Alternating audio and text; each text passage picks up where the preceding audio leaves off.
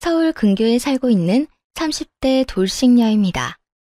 부모님이 일찍 돌아가시고 친자식처럼 아껴주신 이모와 20살 때까지 함께 살았어요. 그래도 부모님이 곁에 없다는 공허함은 어쩔 수가 없더라고요. 그래서였을까요?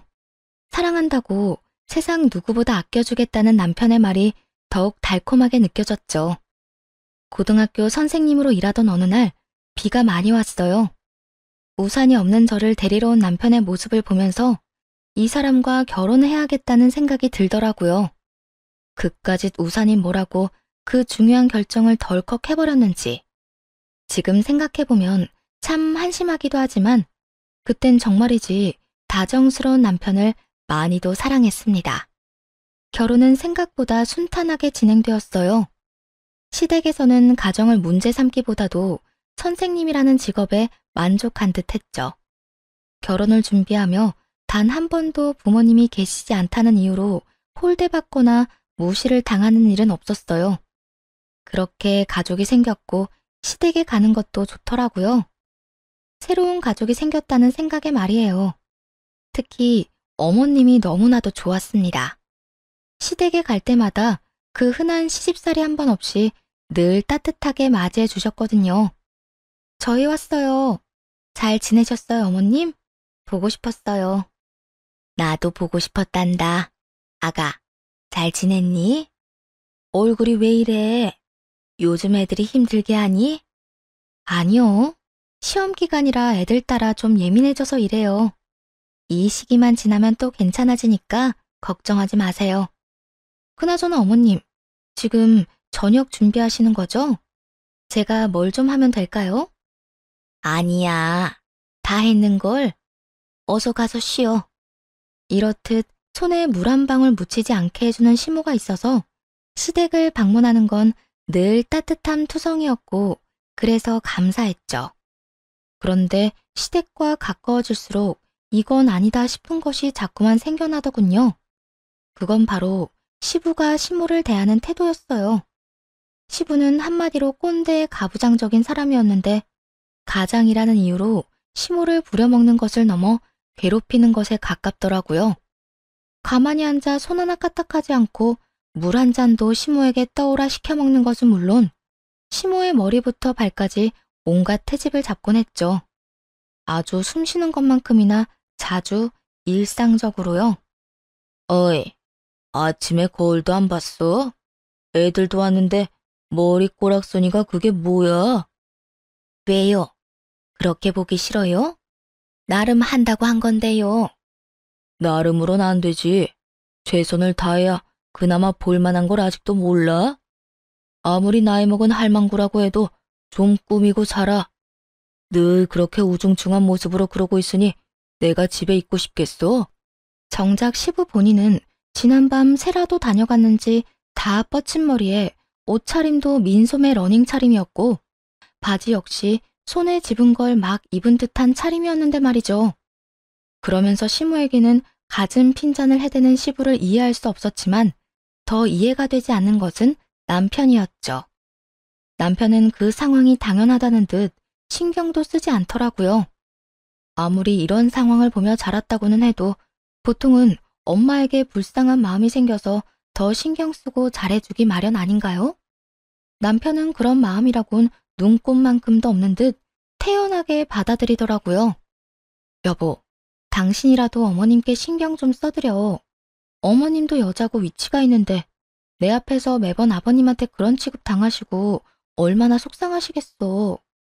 내가 나서긴 그러니까 당신이 좀 신경 써드렸으면 해. 당신 엄마잖아. 어? 뭐 어떤 취급? 아, 우리 아버지가 말을 세게 해서 그렇지 속은 엄청 여린 분이셔. 그리고 엄마도 내가 나서는 거 별로 안 좋아할걸? 어머님도 엄마이기 전에 여자야. 여자가 남편한테 그런 말, 그런 취급을 당했는데 괜찮은 사람이 어디 있겠어. 아무리 오랜 시간 그렇게 살았다고 해도 그런 취급은 적응이 안 되는 법이야. 그러니까 우리가 더 신경 써드리자, 응? 그렇게 해줄 수 있지? 그래, 알겠어. 우리 엄마는 좋겠네. 며느리가 이렇게 시어머님 생각도 해주고 말이야. 남편의 부탁이 탐탁치 않아 보이긴 했지만 결국 알겠다며 엄마에게 좀 더 다정하게 대해주겠노라 하더라고요. 한동안은 시댁에 갈 때마다 시모에게 말도 살갑게 하고 연락도 더 자주 하는 모습을 보이기도 했고요. 하지만 결국 남편도 시부와 별반 다르지 않은 사람이란 걸 깨닫게 되는 날이 찾아왔어요. 그날은 시모의 생신이었는데 시부는 당연하다는 듯 시모의 생일조차 모르고 있더라고요. 그래서 시부에게 몸이 좋지 않아 검진을 좀 받아야 하는데 보호자가 필요하다는 명분으로 시모를 밖으로 불러내는데 성공했습니다. 어머님, 생신 축하드려요. 오늘 저랑 하루 종일 데이트해요. 제가 맛있는 것도 사드리고 좋은 곳도 모시고 갈게요. 응? 그게 무슨 말이니? 너 오늘 검진해야 해서 병원에 가야 한다고 하지 않았어? 거짓말이었죠. 그렇게 안 하면 아버님이 어머님 못 나가게 할 것 같아서 거짓말했어요. 그러니까 오늘은 집안 걱정은 하지 말고 저랑 데이트해요. 아니다. 그렇게까지 할 필요 없어. 지금이라도 난 집에 가는 게 좋을 것 같아. 제 아내 시모는 손사래를 치며 다시 집으로 돌아가려 하더라고요. 혹시나 시부가 알게 되면 저에게 불호령이라도 떨어질까 걱정하는 것이 분명해 보였어요. 이렇게 착한 시모를 시부는 왜 그렇게나 못살게 구는지 정말 이해가 되지 않더라고요. 그러면서도 이렇게 살고 있는 시모가 너무나도 불쌍해서 그 지옥 같은 시댁으로 돌려보내고 싶지 않았네요. 있는 힘을 다해 시모를 붙잡고 설득하기 시작했어요. 안 돼요. 오늘 어머님이랑 같이 가려고 비싼 돈 주고 식당도 예약하고 영화 예매도 해놓고 마사지 예약도 다 해놓은걸요. 어머님, 지금 가시면 예약금 다 날려야 해요. 아깝지 않으세요? 그렇긴 한데 너한테 미안해서 그렇지. 내 생일이 뭐라고 일도 못하고 돈은 돈대로 쓰고. 에이, 어머님 생신인데 그런 말이 어디 있어요. 당연히 축하받아야 마땅한 날이고 그런 날 함께 할 수 있어서 기쁜걸요? 그리고 저 돈 잘 벌어요, 어머님. 방학이라 일에 지장을 받는 것도 아니고요. 그러니까 오늘은 일단 저랑 놀아요, 어머님. 처음에는 정말 이래도 되나 고민하던 시모는 이내 사춘기 소녀처럼 설렘이 가득한 얼굴로 함께하기 시작했어요. 영화를 보며 깔깔거리며 웃기도 하고 마사지를 받으며 그간 밀렸던 잠을 주무시기도 했고요. 식사를 하실 땐 남이 차려준 밥상을 마음 편하게 먹는 건 시집오고 처음인 것 같다며 이것저것 골고루 맛있게 드시더라고요. 그렇게 데이트를 마치고 마지막으로 선물을 드렸죠. 아가, 이건 또 뭐니? 목걸이에요. 보니까 어머님 목이 허전해서 하나 준비했어요. 어떠세요? 마음에 드세요? 그럼 너무 마음에 들어. 그런데 이거 비싼 거 아니니? 오늘 하루 종일 돈을 이렇게나 많이 써서 어떻게 하니? 시모는 목걸이를 제대로 받지도 못하고 우물쭈물하고 있더라고요. 이렇게 비싼 것을 받아도 되나 고민하는 것이 눈에 훤히 보였어요. 어머님, 이런 대우도 그렇고 이 정도 선물 역시 당연히 받으셔도 돼요. 제가 하루가 멀다고 이런 데 모시고 오는 것도 아니고 매일같이 이런 선물 사다 드리는 것도 아니잖아요. 그러니까 걱정 그만하시고 받으세요. 저 돈 꽤 번다니까요. 이 정도 쓴다고 해서 큰일 안 나요. 그렇게 시모의 손에 목걸이를 꼭 쥐어드렸고 결국 시모의 눈에선 눈물이 왈칵 쏟아지더군요. 이까짓 게 다 뭐라고 어린아이처럼 우는 시모를 보는데 참 마음이 좋지 않았네요. 다은아, 정말 고맙다 고마워. 지금 죽어도 여한이 없을 만큼 오늘 하루 너무 행복했어. 그리고 이 선물도 고마워. 내 살아 평생 이런 귀한 선물은 처음이란다. 내가 귀하게 간직하마.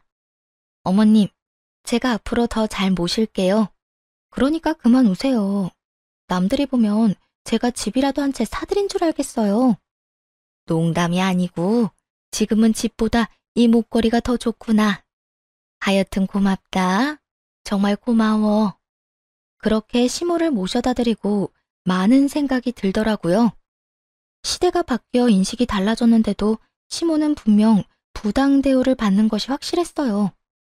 그 말도 안 되는 대우에 시모는 참고 또 참으며 속이 다 문드러졌겠죠. 이대로는 안 되겠다는 생각이 들더라고요. 당장 시부를 변화시키는 건 불가능하겠지만 남편의 행동을 바꾸는 건 가능하지 않을까 싶었어요. 여보, 오늘 어머님이랑 데이트했는데 어머님 너무 좋아하시더라. 별거 하지도 않았는데 어찌나 좋아하시는지. 보는 내가 다 행복하더라니까. 어? 오늘 엄마 만났어? 왜? 당신 몰랐어? 오늘 어머님 생신이잖아. 진짜 몰랐어? 당연히 엄마 생일 정도는 알 거라 생각했는데 남편은 전혀 몰랐던 눈치더라고요. 그 물음에 눈을 이리저리 피하며 다 기어들어가는 목소리로 변명을 하더군요. 그게 일이 바빠서 깜빡했어. 당신 혹시 어머님 생신 깜빡한 게 아니라 아예 못 외우고 있던 건 아니지? 지금 당신 눈치가 그런 거 같은데? 아니야. 그리고 그까지 생일이 뭐가 그렇게 중요한 날이라고 이 난리를 부리는 거야? 다들 있는 생일 그냥 넘길 수도 있는 거지. 더럽게 코를 후벼파며 정말 별일 아니라는 듯 답하는 남편을 보는데 순간적으로 화가 확 올라와 언성을 높였네요. 와, 진짜 당신이나 아버님이나 너무한다고 생각 안 해? 어떻게 된 사람들이 가족 일에 그렇게나 무심할 수가 있어. 당신 친엄마잖아. 다른 날도 아니고 생일 정도는 기억해야 하는 거 아니야? 말했잖아. 일이 바빠서 깜빡했다고. 한 사람이라도 챙겼으면 그만이지. 사람을 이렇게까지 몰아세워? 엄마 생일이 별거야? 남편이 도리어 저에게 큰 소리를 치더군요. 그 순간 남편의 모습에서 시부의 얼굴이 겹쳐 보였습니다. 시모에게 막대하던 시부의 모습, 자기 잘못은 전혀 모른 채 상황이 여의찮으면 상대방을 몰아세우며 화부터 내는 못난 모습이 말이죠. 내가 지금 우리 생일 안 챙긴다고 이 난리를 부리는 거야? 아니잖아. 오늘 어머님이 왜 그렇게 우시나 했더니 당신 보니까 그 이유를 알겠다. 늘 이런 식이었겠지. 자기 생일은 동네 잔치라도 열 기세로 여기저기 소문내기 바쁘면서 정작 당신 낳아준 어머님 생신은 언젠지도 모르고 그냥 그런 날처럼 지나갔겠지. 당신은 좀 다를 거라 생각했는데 당신이나 아버님이나 똑같구나. 무슨 말을 또 그렇게까지 해. 당신이 보고 자란 게 없어서 몰라서 그렇지. 옛날 사람들은 다 이러고 살아.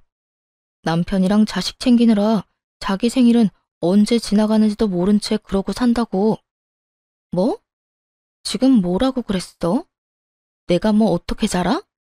뭐, 맞잖아. 사실 이모님이 당신 키워주시긴 했어도 이모는 이모지. 부모님은 아니잖아. 그래, 뭐 당신 말이 맞긴 한데 그렇게 말하니 새삼 상처가 되네. 그리고 뭘 모르는 건 당신 아니야? 내가 부모님이 돌아가셔 안 계시긴 해도 부모님이 멀쩡히 살아계시는 친구들도 없는 게 아니야. 그 어느 집도 아버님처럼 어머님 무시하는 집안은 보지도 못했고 자식이 부모님 생일을 잊고 지내는 게 평범하다고 하는 집안도 처음 봐 나는. 그렇잖아요.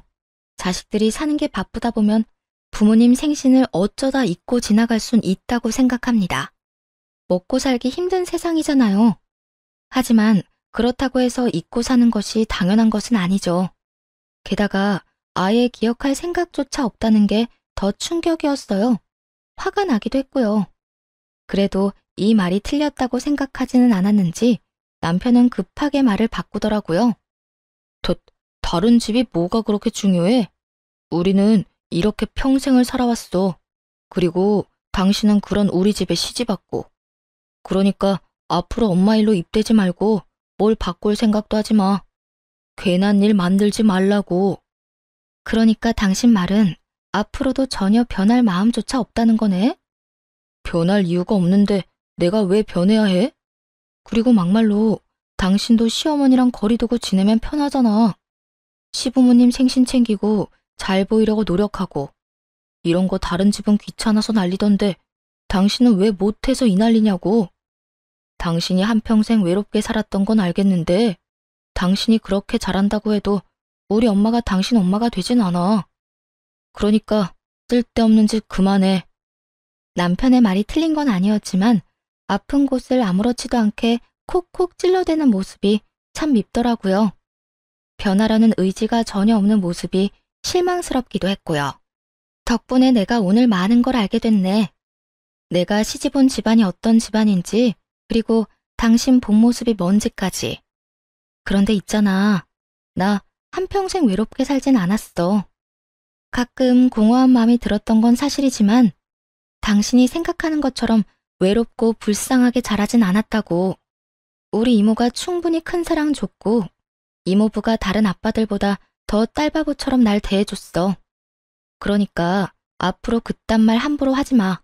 나 진짜 기분 나쁘니까. 그래, 그건 내가 실수했어. 그런데 그 전에 한 말은 무슨 뜻인데? 우리 집안이 어떤 집안이고 내 본 모습이 없던데? 정말 몰라서 묻는 건 아니지? 잘 생각해봐. 나보단 당신이 더 잘할 것 같은데? 남편은 찔리긴 했는지 언성을 높이며 화를 내더라고요. 당신, 지금 우리 집이랑 나 돌려가는 거지? 그런 거지? 난 그런 말은 안 했던 것 같은데 찔리는가 봐? 다행이다. 그 정도 양심은 있네. 그러면 혼자 생각 잘해봐. 난 피곤해서 들어가서 좀 쉴 테니까. 그대로 방으로 들어온 후 처음으로 이혼에 대해 진지하게 생각하게 됐습니다. 당장이라도 이혼해버릴까 싶었지만 쉽게 내릴 결정이 아니었기에 진지하게 고민하고 또 고민했죠. 하지만 이런 고민이 헛짓거리가 될 만큼 이혼해야 할 만한 이유들이 자꾸 생겨나더라고요. 남편과 한바탕 하고 난 후 남편 놈이 시댁에다 뭐라고 말을 했는지 본격적인 시부의 시집살이가 시작되었습니다. 들어보니 네 시어머니한테 너무하다고 내 아들한테 그렇게 뭐라고 했다고 하던데, 그렇게 네 시모가 걱정이면 앞으로 네가 내 수발을 들면 되겠구나. 이 말과 함께 시작된 시집살이는 정말 더럽고 치사하더라고요. 음식 간이 안 맞는다며 반찬 투정을 하는 것을 시작으로 하루가 멀다 하고 연락해서 괜한 트집을 잡기 일쑤였죠. 말문이 막히면 일단 호통부터 치는 것도 물론이었고 갖가지 방법으로 괴롭혔어요. 그렇지 않아도 이혼하고 싶은 마음이었는데 아주 기름을 붓는 행위였죠. 하지만 이건 아무것도 아니었네요. 이혼을 결심한 결정적인 사건이 따로 있었으니까요. 그날은 학교에 있는데 시부에게 전화가 왔습니다. 다급한 목소리로 빨리 집으로 좀 오라는 거예요. 그런데 그렇게 급하게 찾는 이유가 정말 가관도 아니더군요. 오늘도 집에 좀 오거라. 내가 기관지가 좋지 않아서 이불 빨래를 자주 해야 하는데 네가 네 시어머니 고생하는 것이 싫다고 하니 어쩌겠느냐. 네가 와서 해야지. 무슨 시댁 전용 한여쯤이라고 생각하는 건지 부려먹는 것에 주저함이 조금 더 없는 목소리더군요. 오늘 못 가요. 일이 좀 있어서요. 그러면 내 이불 빨래는 어쩌란 말이야? 늦더라도 와서 빨래는 하고 가거라. 정 힘들면 우리 집에서 자고 내일 아침도 차려주면 되겠구나. 누굴 정말 호구로 보는 것도 아니고 기가 차더군요. 이때까진 시모 때문에 참고 넘어갔지만 더는 참을 수 없다는 생각이 들었어요. 정 급하면 이불 빨래할 사람 보내드릴게요. 남자로 보내드릴 텐데 여자보다 힘도 잘 쓰고 일 시키기도 훨씬 편할 거예요. 그래? 그러면 일단 한번 보내보거라. 일당은 네가 주는 거지? 일당 걱정은 말고 시킬 거 있으면 다 시키세요. 그래, 알겠다. 더 우겨봤자 소용도 없을 것 같으니 차라리 돈을 쓰게 하는 것이 더 이롭다고 판단했는지 시부는 제안을 흔쾌히 받아들이더군요. 시부와 약속한 대로 시댁으로 남자를 보내주었고 그날 저녁 화가 잔뜩 난 시부의 전화가 왔네요. 너 지금 이게 뭐 하는 짓이야? 보내준다던 일할 남자가 내 아들이었던 게야? 감히 어떻게 이딴 짓거리를 해? 네, 맞습니다. 숨 쉬는 값도 못하고 사는 남편놈을 시댁으로 보낸 거죠. 그리고 시부는 생각지도 못한 상황에 길길이 날뛰었고요. 약이 단단히 오른 시부의 목소리를 듣는데 통쾌한 기분마저 들더라고요. 아버님은 중요한 일이라고 하고 저는 도저히 갈 수가 없으니 어쩌겠어요? 아범이라도 보내 급한 일부터 처리해야 하지 않겠어요? 아범이 생각보다 일을 잘할 수도 있으니까 한번 시켜놔 보세요. 아무래도 저보다 힘은 좋지 않겠어요? 너, 당장 집으로 오거라, 당장. 만약 네가 안 오면 네가 그렇게 걱정하는 네 시험이 가만두지 않을 테니 당장 뛰어와. 시부는 시모를 들먹이며 집으로 불렀고 하는 수 없이 시댁으로 갔습니다. 시댁에 도착하니 이불이 산더미처럼 쌓여 있었어요. 시모는 안절부절 못하고 있었고 남편 놈은 시부 옆에 딱 붙어 앉아 얄밉게 굴고 있었죠. 그렇게 서 있지 말고 얼른 빨래부터 하거라. 빨래 다 하거든 밥도 차려야 하니 서둘러. 웬만하면 시모 생각해서 참아보려고 했는데 뒤이어 시부의 입에서 나온 말은 도저히 참을 수 없더군요. 고하면 고하답게 납작 엎드려 살 것이지 어디 주제에 나대기는 나대. 내가 앞으로 너 제대로 교육해서 찍소리도 못하고 살게 해줄 테니 각오해. 그러니까 너 앞으로 잔머리 쓰지 말고 아버지 말 잘 듣고 살아. 오늘도 봐라. 괜히 잔머리 쓰다가 너만 이 고생하는 거. 남편과 시부가 내뱉는 말에 눈이 확 돌아가는 기분이더군요. 남편이 시부의 편을 들어 거들 땐 더는 참으려야 참을 수가 없었어요. 바닥에 놓인 이불을 집어들고 시부와 남편의 얼굴에 던져버렸네요. 두 사람은 깜짝 놀라며 화를 냈지만 아랑곳하지 않고 두 사람에게 단호하게 말했어요. 전 아버님 교육 같은 거 전혀 필요 없거든요. 그렇게 교육하고 싶으시면 아버님 아들 교육이나 똑바로 하세요. 어떻게 된 인간이 제대로 된 구석이 하나도 없는지 보고 있으면 한숨밖에 안 나오던데요. 내 아들이 어때서? 하긴 아버님이 그 모양 그 꼴인데 아들이 멀쩡하겠어요. 그리고 아범이나 아버님이나 계속 고아 타령하시는데 그런 말을 아무렇지 않게 하는 것 자체가 인간이 덜 됐다는 걸 증명하는 거 아닌가요? 정말 모르신 건 아니죠? 앞으론 좀 조심해 주세요. 개가 짖는다고 하고 넘어가려고 노력은 하는데 짖는 소리가 너무 커서 무시하려고 해도 참 힘드네요. 대놓고 신경을 건드리자 시부와 남편은 분노에 찬 목소리로 화를 냈지만 아랑곳하지 않고 시댁을 빠져나왔어요. 어차피 좋은 말이 나올 일은 없었고 기분 나쁜 말만 들릴 게 뻔하니 시간 낭비하고 싶지 않았거든요. 집에 돌아와 화를 삭히고 있는데 씩씩대며 남편이 뒤따라 들어오더군요. 당신 진짜 미쳤어? 아버지 앞에서 말버릇이 그게 뭐야? 오는 말이 고와야 가는 말이 고운 거 몰라? 오는 말이 그따윈데 가는 말이 비단결일 거라 생각했어? 꿈도 야무지다 진짜. 아무리 그래도 개 짖는 소리는 아니지. 어떻게 그런 말 할 수가 있어? 그러는 당신 아버지는 고아가 뭐고 어쩌고 저쩌고 해? 저번에 당신도 나한테 비슷한 말 했잖아. 아버님도 할 말 없으니까 남의 아픈 상처나 쿡쿡 찌르잖아. 어쩌면 그렇게나 똑같아? 닮을 게 없어서 그딴 것만 닮냐고. 당신도 나한테 실망했겠지만 나도 당신한테 실망했어. 그러니까 더는 말 그만 섞자. 계속 말해봤자 그건 대화가 아니라 싸움만 될 거고 난 말귀 안 통하는 사람한테 괜히 힘 빼고 싶지도 않아. 당신이 이따위로 구니까 아버지가 당신을 싫어하는 거야. 꼭 다 이겨먹으려고 하고 한마디 하면 10마디 100마디 하니까 그냥 고분고분 말 잘 들으면 좋잖아. 대답만 잘해도 절반은 먹고 들어간다는 거 몰라? 내가 왜 그래야 하는데? 그래야 한다는 법이라도 있어?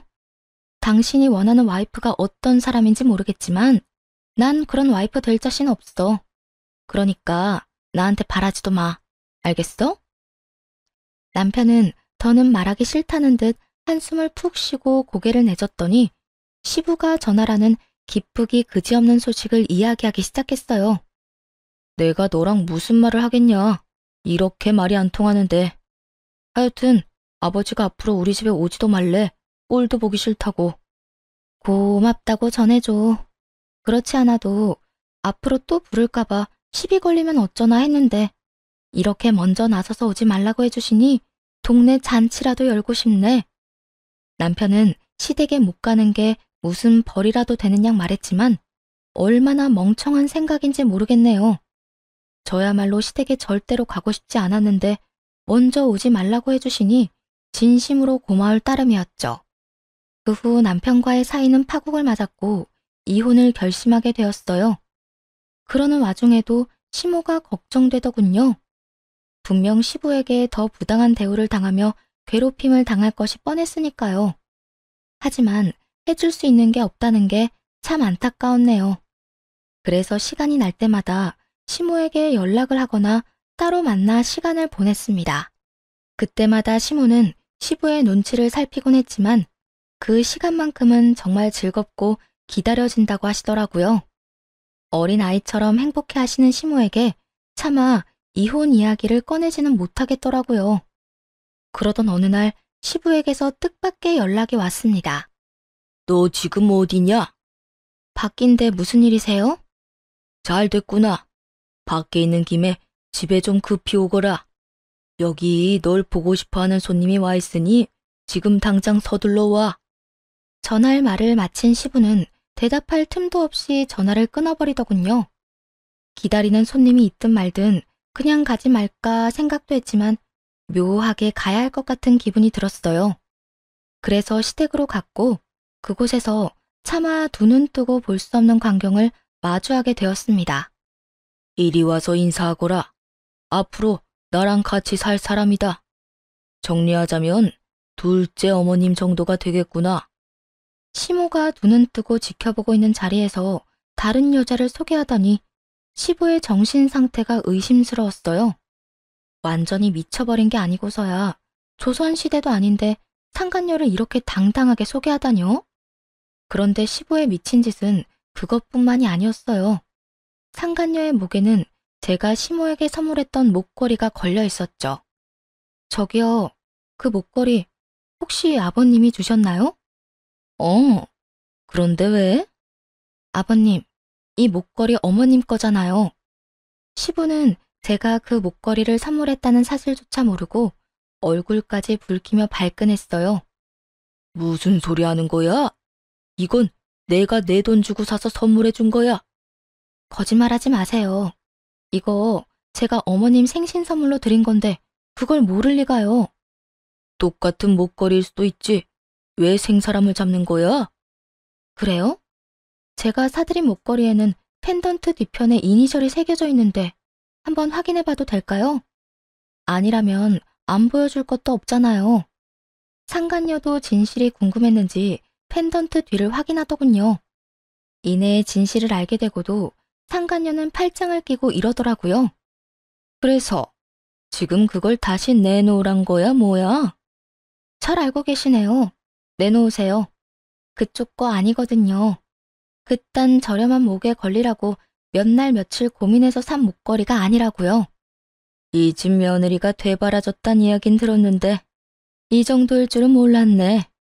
이봐요, 며느리. 뭘 몰라서 이렇게 까부나 본데 원래 조강지처보다 첩 시집살이가 더 무서운 법이에요. 앞으로 편하게 시댁살이 하려면 줄 제대로 서요. 이까진 목걸이 하나 가지고 내 기분 상하게 했다가 나중에 울고불고 후회하지나 말고. 여자는 여전히 당당한 태도를 유지하며 겁박하더라고요.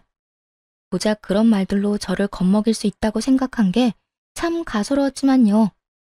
거기에다 뭐가 그리 자랑스러운지 스스로를 첩이라칭하며 말하는 꼴이 웃길 따름이었죠. 후회요? 절대 후회 같은 건 안 할 것 같으니 내놓으세요.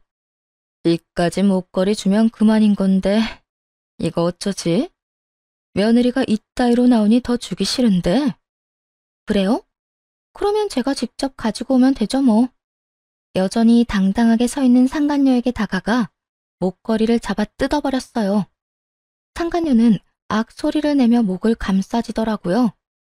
갑작스럽고도 거친 행동에 남편과 시부 그리고 자포자기한 채 바닥만 보던 시모까지 화들짝 놀라더군요. 너 지금 이게 뭐 하는 짓이야? 내 말 못 들었어? 앞으로 네 두 번째 시어머니가 될 사람이라고 했거늘 어떻게 이딴 식으로 구는 게야? 얼른 사과하거라, 얼른! 시부는 고함을 질러대기 시작했고 상간녀는 그런 시부를 말리며 이렇게 말하더라고요. 됐어. 부모도 없이 자란 것이 다 그렇지 뭐. 그 말이 끝나자마자 그대로 상간녀의 머리채를 잡고 있는 힘껏 휘둘렀네요. 주변의 만류에도 놓지 않고 머리카락을 한 움큼 뽑아버렸죠. 너 진짜 미쳤어. 오빠, 머리카락 빠진 것 좀 봐. 쟤 진짜 미친 거 아니야? 너 진짜 이게 뭐 하는 짓이야? 네가 방금 무슨 짓을 한지 알고나 있는 게야? 시부는 삿대질을 하며 화를 내기 시작했고, 그런 시부의 옆에서 상간녀는 얄밉게도 시부를 부추기더군요. 네, 잘 알고 있어요. 얼굴에 철판 깐 첩, 정신교육 좀 시켜줬잖아요.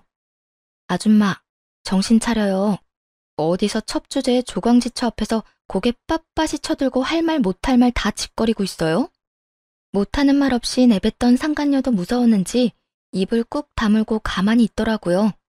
그 상황에도 남편놈은 시부의 눈치를 보기 바빴고요. 오히려 저를 향해 언성을 높였으니까요. 여보, 진짜 미쳤어? 이게 뭐 하는 짓이야? 얼른 작은 어머님한테 사과해. 무릎 꿇고 빌란 말이야. 너 진짜 미쳤구나. 야, 정신 차려. 내가 어머님 친딸이 아니라 네가 친아들이라고. 하긴 엄마 생신도 언제인지 모르는 놈이 어련하겠니? 너한테 다른 건 바라지도 않으니까 그냥 그 입이나 좀 다물고 있어. 뭐? 너 진짜 말 다 했냐? 너 자꾸 이런 식으로 막 나오면 나 너랑 이혼하는 수밖에 없다고. 너 나랑 정말 이혼이라도 해야 정신 차릴 거야? 네가 이혼하자고 하면 내가 겁이라도 낼까 봐?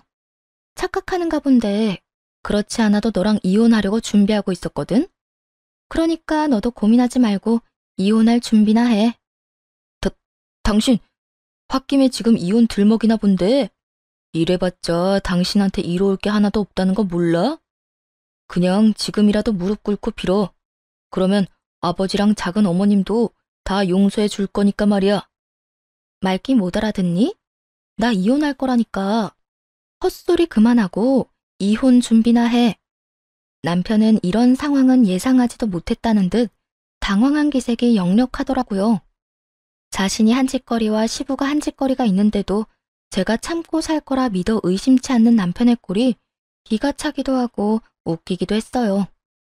그 자리에서 시모에게로 다가가 손을 잡고 시댁을 나와버렸습니다. 순순히 따라 나오시는 걸 보니 갈 곳이 마땅히 없어 자리를 지키고 있으신 모양이더라고요. 무엇보다 마음이 아프고 화가 났던 건 모든 걸 체념한 듯한 시모의 표정이었어요. 집을 나가봤자 마땅히 지낼 곳도 없고 한평생 주부로 살았으니 따로 모아둔 돈도 마땅치 않은 상황이었죠. 시모의 상황을 누구보다 잘 알고 있던 시부는 그걸 이용해 저리도 당당하게 굴었던 것이고요. 집으로 시모를 모시고 온 저는 시모에게 이혼을 권했어요. 이런 꼴까지 봤는데 오갈 데가 없어서 능력이 되지 않아서 이혼을 하지 않는다는 건 정말 말도 안 되는 것이라 생각했으니까요. 어머님, 저 이혼할 거예요. 어머님도 이혼 생각해 보시는 건 어때요? 내가? 사실 이혼이야 하루에도 몇 번씩 생각해. 그런데 내 처지에 이혼까지 하면 어딜 가서 먹고 자고 하겠니?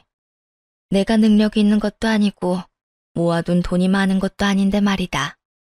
거기에 이제 나이도 있어서 식당 일도 못해.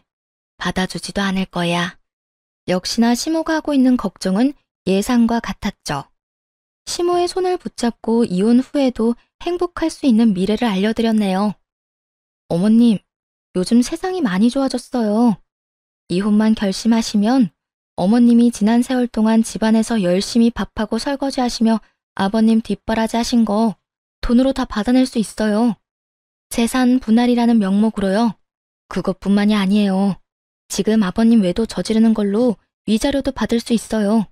그 여자한테도 상간녀 소송 걸어서 위자료 다 받을 수 있고요. 그거면 집도 구하고 생활도 가능하시지 않으시겠어요? 넉넉하진 않겠지만 지금보다 더 행복하고 자유롭게 살 수 있을 거예요. 제가 꼭 그렇게 되도록 도와드릴 테니 어머님은 용기만 좀 내주세요. 네? 그게 정말이니? 그렇게만 된다면 당장이라도 이혼하고 싶구나. 단 하루를 살더라도 이젠 마음 편히 행복하게 살고 싶어. 시모는 이혼하겠노라 결심하셨고 그렇게 시모를 모시고 이혼을 진행했어요. 정신없는 하루하루를 보내고 있는데 남편이 집으로 찾아왔더라고요. 옷을 가지러 왔다고는 하는데 집안을 이리저리 살피며 시모의 안부를 묻는 것이 시부가 보낸 것이 확실해 보이더라고요. 엄마는? 잘 있어? 당신이 웬일로 어머님을 다 묻는데? 왜? 아버님이 시키든? 어머님 뭐하고 지내는지 무슨 생각인지 알아오래? 아니거든. 그냥 물어봤어. 엄마 여기서 잘 지내고 있나 궁금해서. 그렇게 궁금하다는 사람이 전화 한 통 안 하대? 어머님, 지금 산책하러 가셨어. 간 김에 카페도 들리시고 꽃집도 들렀다 오실 거야. 그래? 당신은 요즘 잘 지내? 반성은 좀 했어? 이혼이 진행되고 있는 와중에 반성을 운운하는 남편을 보니 왜 위자료 문제로 트집을 잡으며 시간을 끄는 것인지 알겠더라고요. 남편은 제가 진짜 이혼할 마음은 없으면서 겁이나 주려고 보여주기식이라는 크나큰 착각을 하고 있었던 것을요. 그 얼마나 말도 안 되는 착각인지 헛웃음이 새어나왔네요. 무슨 정신 나간 소리야? 우리 이혼 진행 중인 거 잊었어? 반성은 개뿔. 혹시나 이상한 상상하고 있는 거면 그만두고 이혼이나 빨리 해. 이상한 트집 잡아서 이리저리 미루지 말고. 나도 이혼하고 싶거든. 그래, 당장 해. 하자고. 제발 큰 소리만 치지 말고 하자 좀. 그 이후 위자료 문제로 자꾸만 사람 기운만 빼던 남편놈은 그제야 진심으로 한 말이란 걸 알았는지 이혼을 순순히 해주더라고요. 그렇게 제 이혼을 마무리하고 난 후 이번에는 시모의 이혼이 진행되었고요.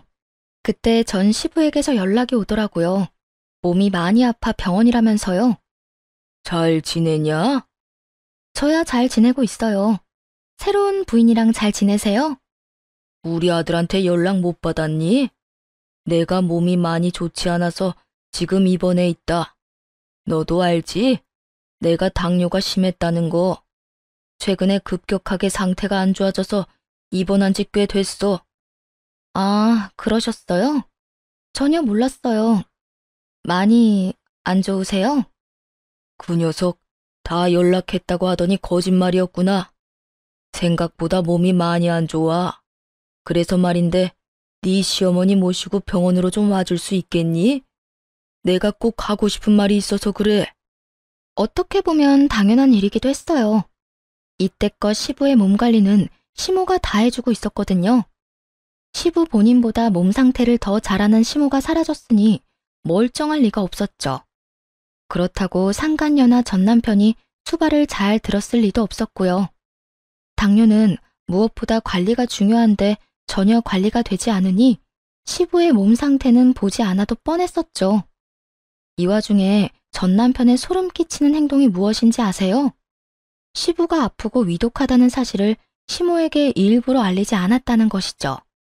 시부의 재산을 모두 상속받고 싶은 전 남편이 머리를 굴렸더라고요. 아마 부모가 이혼하고 서로 연을 끊은 상태에서 재산을 꽉 쥐고 있던 아버지가 죽게 된다면 자연스레 그 돈은 모두 아들인 자신이 받게 될 거라고 생각했겠죠. 그 순간에 다시 한번 그 인간과 이혼하길 정말 잘했다는 생각이 들더군요. 하여튼 저와 시모는 서둘러 병원으로 갔고 예상보다도 더 좋지 않은 전 시부를 마주했네요. 왔어? 안색이 생각보다 더 좋아서 다행이기도 하고 미안하기도 하네. 시부는 시모를 보자마자 사과의 말부터 전하더라고요. 다른 건 몰라도 이 말은 꼭 하고 떠나겠다는 듯 말이에요. 시모도 그런 시부의 진심을 느꼈는지 한 손으로 손을 잡고 한 손으론 얼굴을 쓰다듬으며 말했어요. 많이 아파요? 안색이 이게 뭐예요? 보다시피 좋지 않아. 자네, 나랑 사는 동안 고생했어. 그리고 내가 미안했어. 이 말을 꼭 하고 싶어서 내가 자네를 계속 기다렸다네. 내가 너무 미워서 오지 않으면 어떻게 하나 싶었는데 와주어서 고마워. 내가 이제 편히 눈 감을 수 있을 것 같네. 다시 한번 미안했어, 여보. 시모에게 진심을 담은 사과를 전한 후 시부는 기다렸다는 듯 눈을 감았고 어머님은 목 놓아 우시더라고요. 밉긴 했지만 이렇게 돌아가시길 바란 건 아니었다고요. 시부가 돌아가시고 안 사실인데 시부는 몸이 아프기 시작할 무렵부터 반성을 많이 한 모양이었어요. 시모가 떠난 후 괜찮았던 합병증들이 생기기 시작하고 심혈관계 질환도 급격하게 나빠졌으니 전처 생각이 절로 나며 자신이 심했다 싶었던 것이었죠. 그렇게 반성을 하게 된 시부는 시모 앞으로 미리 재산을 다 상속한다는 유언장을 작성했더라고요. 시모와 전 남편은 눈물을 흘렸습니다. 어머님은 화해의 눈물을, 전 남편은 재산을 가지지 못해 분통을 터뜨리는 상반된 의미였죠. 이럴 순 없어. 이럴 순 없다고. 어떻게 내 앞으로 한 푼도 안 남기고 아버지 버리고 도망간 엄마한테만 돈을 남길 수가 있냐고. 유언장 내용을 안 전 남편은 장례식장인 것도 잊었는지 행패를 부리기 시작하더군요. 그 꼴이 얼마나 한심한지 할 수만 있다면 눈에서 보이지 않는 곳으로 치워버리고 싶더라고요. 뿌린 대로 거둔다는 말 몰라? 그러게 재산을 물려받고 싶었으면 아버님이 그렇게 되기 전에 약이라도 좀 챙겨드리지 그랬어. 너나 그 여자나 그 속이 오죽 훤히 보였으면 잘못이란 모르던 아버님이 눈물까지 쏟으며 반성이란 걸 다 하셨을까? 당신은 그걸 보면서도 전혀 느끼는 바가 없지? 느끼기는 개뿔. 내가 뭘 그렇게까지 잘못했는데? 난 말이야, 당신한테 우리 아버지처럼 군 적 단 한 번도 없다고. 그건 당신 생각이고. 제발 좀 그만하자. 여기 당신 아버지 장례식장이야. 가시는 길 잘 보내드려도 모자랄 판국에 꼭 여기에서까지 이 난리를 부려야겠어? 이 말에 전 남편은 더욱 발악을 하며 시모를 향해 고함을 질러대기 시작했어요. 내가 오죽하면 장례식장에서 이러겠냐? 엄마, 그 재산 혼자 다 꿀꺽할 건 아니지? 나 엄마 하나밖에 없는 자식이야. 나한테도 좀 달라고. 나 지금 아버지한테 상속받는다고 회사도 그만두고 이 사람한테 위자료도 많이 줘서 진짜 땡전 한 푼 없다고. 엄마가 나한테 절반만 주면 내가 그 아줌마도 엄마 못 괴롭히게 해줄게.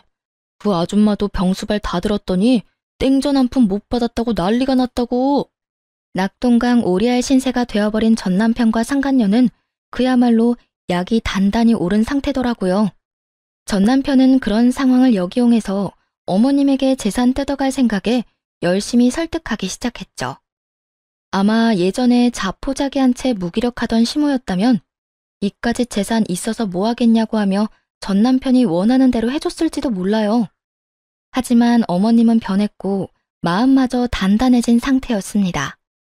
넌 아직도 이 엄마가 많이 우스운 모양이구나. 그딴 말로 그 큰 돈을 뜯어갈 생각을 하는 걸 보니 난 너한테 한 푼도 줄 생각 없으니 그런 줄 알아. 엄마, 왜 이래? 나 엄마 아들이야. 엄마의 하나뿐인 아들. 그런 내가 돈 때문에 힘들다는데 이런 식으로 나올 거야? 너 말 한 번 잘했구나. 네 말대로 내 하나뿐인 아들인 네가 이때까지 내 생일 한 번을 챙겨준 적이 있니? 말 한 번 다정하게 건넨 적이 있니? 그저 네 아버지 따라서 날 무시하기 바빴으면서 이제 와서 아들 생색을 해? 꿈도 꾸지 마. 난 이제 너 같은 아들은 없는 셈 치고 살 테니까. 멍청한 전 남편은 그제야 달라진 모습이 눈에 들어온 듯 하더라고요. 몸도 마음도 더 단단해지고 강해진 모습이요. 그리곤 이때까지 했던 방법은 통하지 않는다는 것을 깨달은 것인지 무릎을 꿇고 빌기 시작했어요. 엄마, 내가 정말 잘못했어. 난 그저 아버지가 너무 무서워서 그랬어. 엄마도 잘 알잖아. 우리 아버지 쉽지 않은 사람이었단 걸. 엄마한테도 그렇게까지 모질게 굴었는데 자식이라고 달랐겠어? 나도 많이 당하고 살았다고. 그러니까 나 불쌍하게 여기고 한 번만 봐줘. 응? 시모는 전 남편의 말이 끝나자마자 코웃음을 쳐버리더군요. 그리곤 열과 성을 다해 불쌍한 척하는 남편을 내려다보며 이렇게 말했어요. 늦었어. 네가 진짜 나한테 미안한 마음이 조금이라도 있었다면 네 아버지가 그렇게 되기 전에 나한테 안부 전화라도 한 통 했었어야지. 그땐 내가 하는 전화도 제대로 받지 않아 놓고선 이제 와서 이러는 거 너무 속이 훤하게 보인다고 생각하지 않니? 다 필요 없으니 얼른 가거라. 다신 찾아오지도 말고. 시모는 전 남편을 장례식장에서 내쫓아버렸고 장례가 끝나자마자 연락처도 차단을 해버리고 집도 옮겨버려 더는 마주할 일이 없었어요. 그러게 진작 제 말을 듣고 시모에게 다정하게 굴었다면 돈 때문에 그렇게까지 고생할 일은 없었을 텐데 뿌린 대로 잘 거둔 것이라 생각했네요. 모든 상황이 정리되고 난 후 저에겐 엄마가 생겼습니다. 다들 예상하다시피 어머님과 함께 지내며 서로를 의지해서 엄마와 딸처럼 살고 있답니다. 사실 전화를 차단한 후로도 여러 방법으로 전 남편에게 연락이 오곤 했어요. 하지만 엄마는 전혀 받아줄 생각이 없다고 하더라고요. 워낙 엄마에게 지은 죄가 많으니 당연한 결과이기도 했죠. 그러면서도 엄마는 저에게 이런 말씀을 하시더라고요. 딸, 비록 널 내가 품고 낳지 못했어도 네가 내가 살던 집에 처음 와서 내 손을 따뜻하게 잡아주던 그 순간부터 난 너를 내 친딸이라 생각하며 지냈었어. 그리고 다시 한번 내 생일날 행복하게 만들어줘서 고마웠어. 앞으로 내가 이 엄마가 네 앞날에 행복만이 가득하게 노력할게. 우리 함께 행복하게 살자. 이날 엄마의 말을 듣는데 저 역시 엄마를 행복하게 해드리겠다고 다짐하고 또 다짐했네요. 요즘엔 엄마와 이모는 함께 영어 학원에 다니고 계세요. 목표는 두 분이서 떠나는 해외여행으로 영어 공부에 열을 올리고 있는 중이시죠. 단어장을 들고